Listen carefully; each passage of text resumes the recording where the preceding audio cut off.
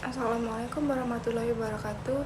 Izin memperkenalkan diri, nama saya Cindy Putri Lestari dengan NPM 2241113 dari Prodi Manajemen 22A. Pada kesempatan kali ini saya akan menyampaikan sebuah materi dengan tema strategi tata ruang dari mata kuliah Manajemen Operasi. Latar belakang strategi tata ruang. Strategi tata ruang adalah suatu keputusan penting yang menentukan efisiensi operasi secara jangka panjang. Tata letak memiliki banyak dampak strategis karena tata letak menentukan daya saing perusahaan dalam hal kapasitas, proses fleksibilitas, biaya, kualitas lingkungan kerja, kontak dan dengan pelanggan dengan citra perusahaan. Tata letak yang efisien akan dapat menunjang pelaksanaan strategi bisnis yang telah ditetapkan perusahaan, apakah diferensiasi, low cost, atau respon yang cepat. Manfaat strategi tata ruang adalah utilisasi ruang, peralatan, dan sumber daya manusia yang lebih tinggi, meningkatkan aliran informasi, barang dan manusia, modal karyawan yang lebih baik, juga kondisi lingkungan kerja yang lebih aman, interaksi dengan pelanggan atau klien yang lebih baik, dan fleksibilitas. Strategi tata ruang sendiri merupakan salah satu bagian dari materi dalam manajemen operasi yang perlu dikuasai oleh mahasiswa ekonomi. Oleh karena itu, kami menyusun paper dengan judul strategi tata ruang ini.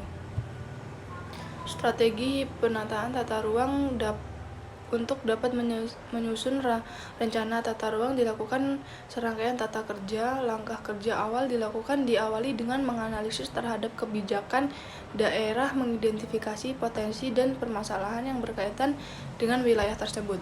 Permasalahan tata ruang perlu dilihat dan dianalisis untuk dapat merumuskan tujuan pengembangan tata ruang dari tujuan yang telah dirumuskan.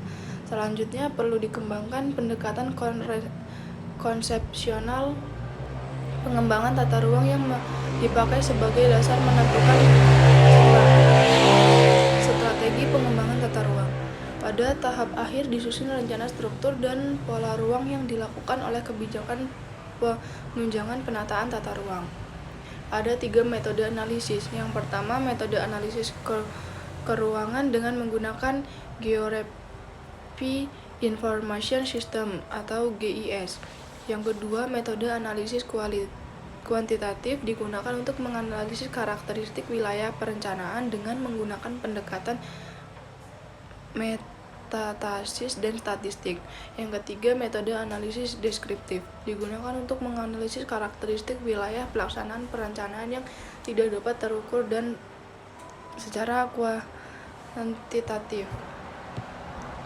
Jenis-jenis tata ruang yaitu yang pertama, tata letak kantor adalah cara pengelompokan pekerjaan, perlengkapan pekerjaan dan ruang dengan mempertimbangkan kenyamanan, keamanan, dan pergerakan informasi. Hal yang membedakan antar layout kantor dan pabrik adalah pada kepentingan informasi. Tata letak dan fungsi kantor terus berubah akibat perubahan teknologi.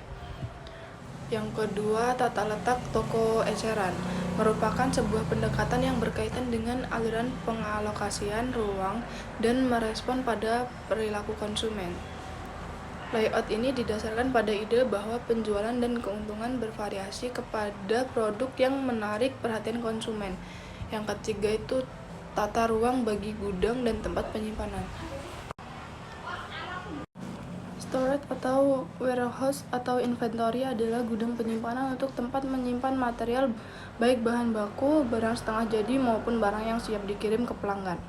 Cross-docking adalah menghindari penempatan material atau barang-barang dalam gudang dengan langsung memprosesnya saat diterima.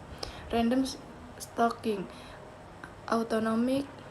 Automatic Identification System atau AIS, biasanya berbentuk barcode, mengerjakan identifikasi barang secara akurat dan cepat.